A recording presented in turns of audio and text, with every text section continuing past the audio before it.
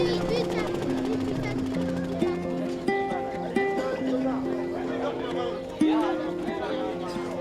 great to see you. Great to have you here. Thank you for coming. I'm Jessica Posner, and I'm the co-founder and chief operating officer of Shining Hope for Communities. We're in Kibera, the Kibera slum. It's about 20 minutes from the center of Nairobi.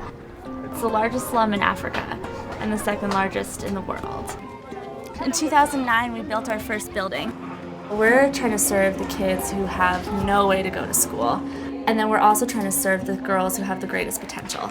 I want to talk about this facility. This is a water supply. We made it when we are learning about SHOFCO facilities in social studies. We know that there are so many kids, many more than we can ever invest in. So we're trying to invest in the girls who are going to grow up and be doctors or be lawyers and be advocates for Kibera. Great.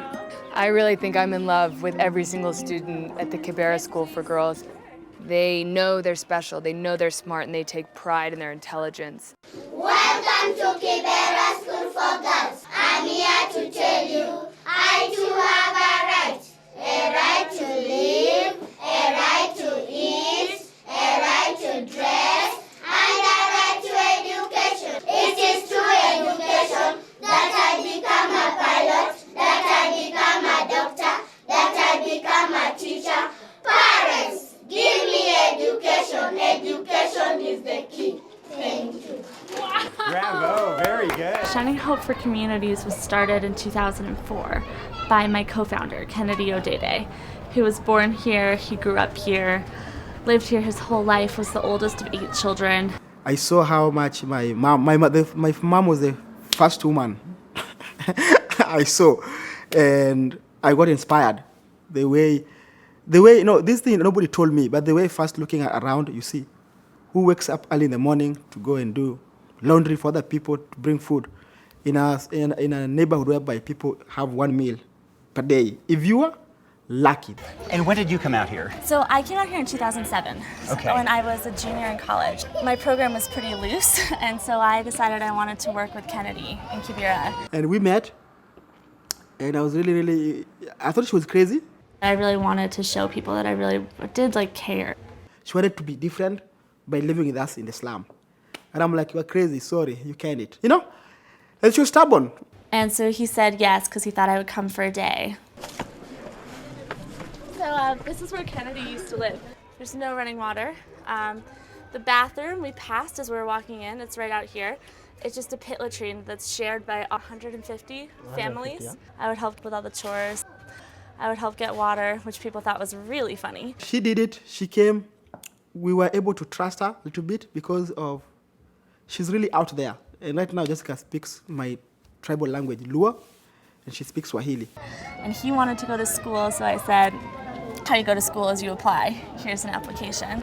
So he filled one out and got a full scholarship to Wesleyan. Had he graduated from high school? No, not really. Scholarship to Wesleyan. So his high school transcript was written on a piece of paper that looks a lot like that. Wow. Unbelievable. Yeah. And at the moment, I'm a senior at Wesleyan University, Connecticut, here in the US.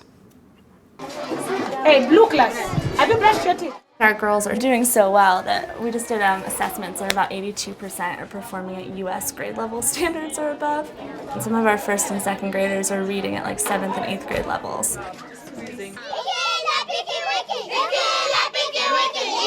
They are living in one of the roughest places on the planet. They have lost the life lottery. But what was really shocking was that we learned that 30% of them had been raped. Many of them 5 years old. I have no way of processing that. Why do you like being a girl? Yes. Because a girl sits nicely. A girl sits nicely. Not me. People still fight with me in not Kibera, but outside the world, like, hey, why not boys? But they don't understand that shoes why it pinches me. You get? Look, boys and girls, I like to support them all.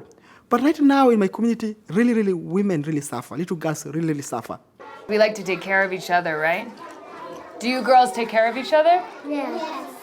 That's nice. And then Kennedy was happy, but he sort of felt like I think after building the school, he really saw an opportunity. And how many girls here want to go to university? And he said this school has like real leverage potential. That if I could build these other things, like physically, institutionally link them to a school for girls, I can make people value girls, girls' education, and in the long run, maybe women as a whole. So then Kennedy did a lot of talking with the community about what are those services, like what do people want in Kibera, and then we started building them. This is the clinic, it's primary care, and then this is our pharmacy. Looks like they're busy. That's the community health worker room. So Henry's our medical director.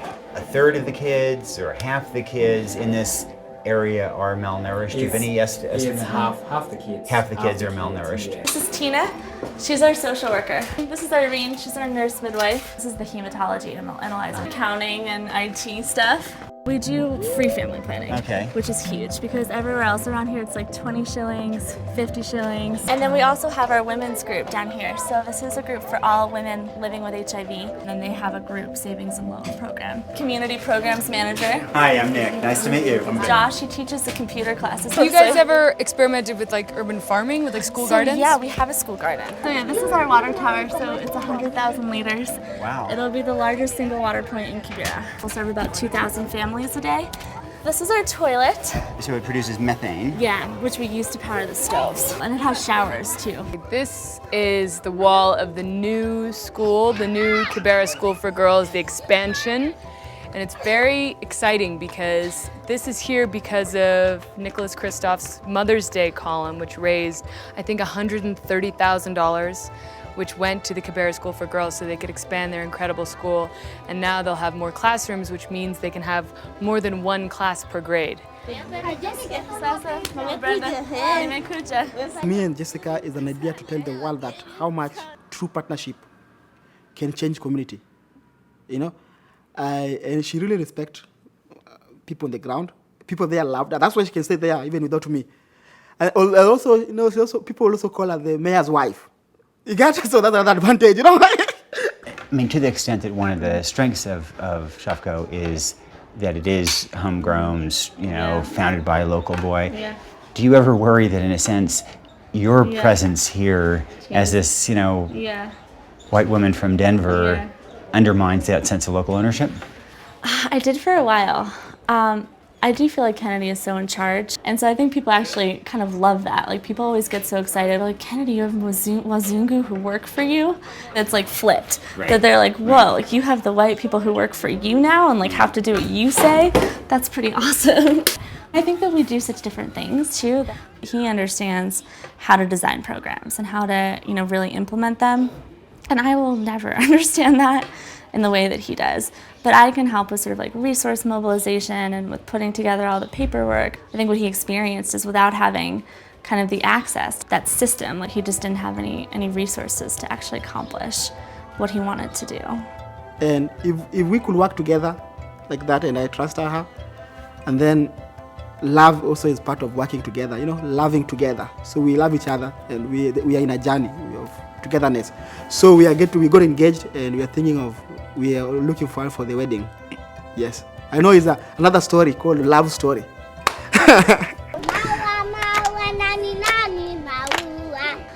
Our girls are amazing. We have 64 incredible students, and in the next 5 years we'll get up to 500.